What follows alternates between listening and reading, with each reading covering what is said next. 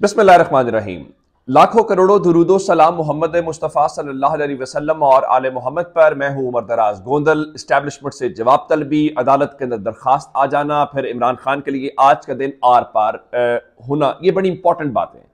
कुछ बातें ऐसी होती हैं जो आप मजाक के ऊपर या लाइटर नोट के ऊपर कहते हैं, लेकिन असल बात वही होती है। मैं आपको आज कल लाहौर के अंदर 2-3 दिन यहाँ अदबी मेला होता रहा और अनवर मकसूद साहब आए हुए थे, एक अदीब है, उन्होंने कुछ इलेक्शन से मुतल्लिक लाइटर नोट पे बात की। मैं चाहता हूं जरा वो आपको सुनाऊं कि कुछ बातें ऐसी हो जाती हैं जो हकीकत होती हैं, फिर उसका जरा एक अलग से वो टेस्ट भी होता है, फिर अगली बातें करते हैं। सुनिएगा जरा। लाहौर में फूलों के मौसम की आमद है, मगर यूं लगता है लाहौर के दिल वाले इस दफा फूलों से कहीं ज्यादा इलेक्शन के खिलने का इंतजार कर रहे हैं।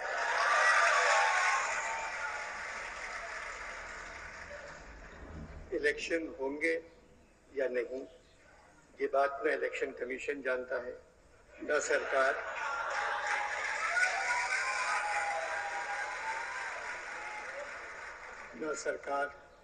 न अदालत, न खुदा जानता है।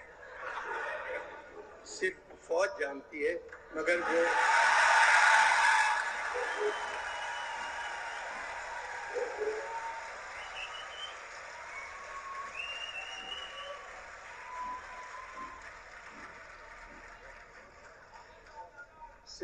जानती है, मगर वो बता कर नहीं दे रही है। हालात की वजह अंदाजा कीजिए कि वो क्या कह रहे हैं। वो कह रहे हैं कि इलेक्शंस होंगे या नहीं होंगे, ये बात ना इलेक्शन कमीशन जानता है, ना सरकार जानती है, ना अदालत जानती है, ना खुदा जानता है, सिर्फ फौज जानती है। अब आप कहें कि हमारा सियासत से कोई ताल्लुक नहीं है या हम ये फैसले नहीं कर रहे। जिस तरह इमरान खान कल रात को कह रहे थे कि जनरल बाजवा ने सारी अच्छी बातें अपने खाते में डालनी और सारी बुरी बातें इमरान खान के खाते में डालनी, ये नहीं हो पाएगा।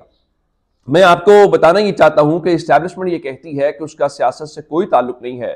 चलिए, आप कहते हैं कि इमरान खान ये बात करते हैं और इमरान खान चूंकि उनको जो इक्तदार की हवस है, इक्तदार का लालच है, तो किसी भी हद तक जा रहे हैं। अब इस्टेब्लिशमेंट से बाकायदा जवाब जो मांगा गया है वो इमरान खान ने नहीं मांगा, बल्कि अब इस मुल्क के अंदर शायद ये सबका इत्तेफाक होता जा रहा है कि कहीं ना कहीं आप देख लीजिए तमाम ही सियासी जमातें, फिलहाल ये जो हुकूमत के अंदर टोला बैठा हुआ, ये भी जरा निकल लेने थे तो आप देखेंगे कि इनकी भी टोन कैसे तब्दील होती है। वो क्या है, उनकी मर्जी उनकी हिमायत के साथ ही। अब तो जनरल बाजवा ने खुद भी मान लिया। तो और मैंने कहा जनरल बाजवा को तो लोगों ने फुटबॉल ही बना लिया है। मैं आपको एक और जनरल बाजवा के मुतालिक बात हुई है, तो मौलाना फजलुर रहमान की जमात के गफूर हैदरी साहब ने कहा कि उन्होंने एक बार जनरल बाजवा को शट अप कहा था। ये क्यों कहा था, जरा सुन लीजिए, फिर अगली बात करते हैं।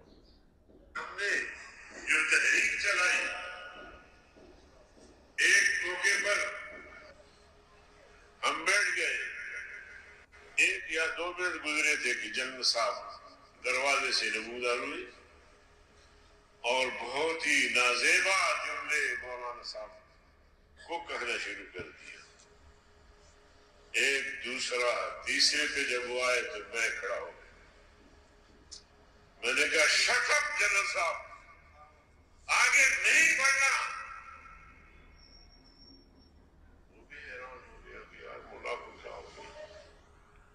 लंबी गुफ्तगू है, लेकिन कहने का मतलब यह है कि अगर फजलुर रहमान की जमात भी ये कहने पे आ गई है कि उन्होंने जनरल बाजवा को शटअप कॉल दी थी, तो मेरा ख्याल है जनरल बाजवा को अंदाजा हो गया होगा कि रिटायर होने के बाद इंसान के पास ओहदा ना रहे तो इंसान की असल वक़्त और हैसियत वही होती है, और उनकी इस माशरे में क्या अब मकाम है, क्या पोजीशन है, वो इन्हें बहुत अच्छे से अंदाजा हो रहा होगा। अब मैं आपको जवाब तलबी की बात कर रहा था, तो अब लग ये रहा है कि इस माशरे के अंदर और इस मुल्क के अंदर ये इत्तेफाक कायम हो चुका है कि इस्टेब्लिशमेंट ये जरूर बात कह रही है कि उनका सियासत से ताल्लुक नहीं है, वो गैर सियासी हैं या उनका हुकूमती मामलात में या किस चीज का, लेकिन लोग आज भी उन्हीं से जवाब मांग रहे हैं। आपने अनवर मकसूद साहब के जुमले के ऊपर रिस्पॉन्स देखा लोगों का, आप सर्वे कर लीजिए। अब जमात इस्लामी जो कराची की बड़ी जमात है, जहां पे वो जीते भी हैं और कुछ 11 यूनियन काउंसिल्स का मसला है, उन्होंने आज इस्टेब्लिशमेंट को कहा है कि आप अपने गैर सियासी होने का अमली सबूत दें।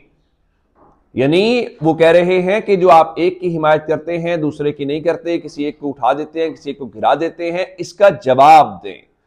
अब ये बिल्कुल एक अलग सी बात है, क्योंकि जमात इस्लामी भी एक लम्हे में इस्टेब्लिशमेंट की जमात रही और इस्टेब्लिशमेंट के लिए काम करती रही, अगर आज वो भी इस्टेब्लिशमेंट से जवाब मांग रहे हैं तो फिर आपको मान जाना चाहिए कि अब पाकिस्तान के अंदर हालात व वाकयात बहुत तब्दील हो चुके हैं। अब आज का दिन इमरान खान के लिए आर या पार का दिन क्यों है?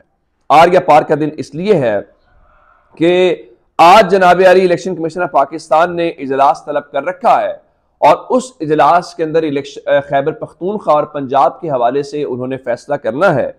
और इमरान खान जो है उन्होंने दो तहरीकों के हवाले से बता दिया है, आइन की बहाली की तहरीक और जेल भरो की जो तहरीक है वो वाला।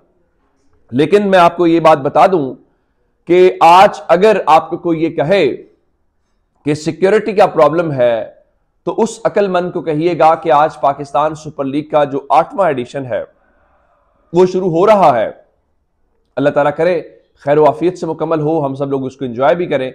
लेकिन अगर PSL की सिक्योरिटी दी जा सकती है, फिर सवाल यह पैदा होता है कि इलेक्शंस की सिक्योरिटी क्यों नहीं हो सकती।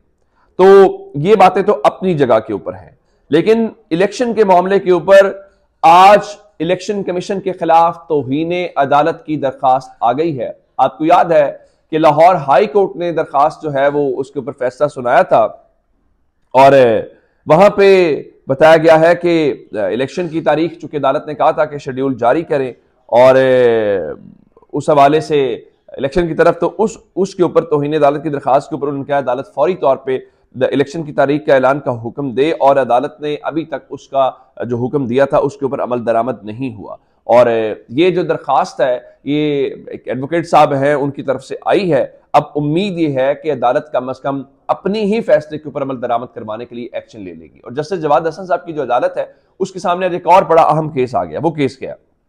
शहबाज गिल साहब का नाम ECL में डाला गया है और निकालने की दरखास्त है, और उन्होंने आज लाहौर हाई कोर्ट से रिव्यू किया। वो लाहौर हाई कोर्ट अब से थोड़ी देर पहले पहुंचे थे और आज फिर तहरीक इंसाफ का कोई रहनुमा उनके साथ वो क्या कहते हैं कि सॉलिडारिटी के लिए नहीं पहुंचा था। अब इस हवाले से मैं आपको बता देता हूं कि अदालत ने जो इस केस की शहबाज गिल साहब की फाइल है वो जस्टिस जवाद हसन साहब के पास भेज दी है, और अदालती नोट में कहा है कि जस्टिस जवाद हसन के पास इस नौयत की एक और दरखास्त भी जेर समात है, तो इसलिए आप इसकी समात करें। तो अब खबर यह है कि शहबाज गिल साहब जो हैं वो इनकी दरखास्त के ऊपर अब कल जो है उसके ऊपर समात होगी। कल की समात से एक और खबर ले लीजिए, शेख रशीद साहब हैं, उनकी दरखास्त जमानत उन्होंने इस्लामाबाद हाई कोर्ट के अंदर दायर की हुई है, और जस्टिस मोहसिन अख्तर कियानी साहब की अदालत में आज उनके केस की समात हुई, और नोटिस जारी करते हुए अदालत ने समात जो है वो 16 फरवरी को रख दी है। 16 फरवरी को नोटिस जारी कर दिए, और शेख रशीद साहब की तरफ से सलमान अकरम राजा जो हैं वो आज पेश हुए, और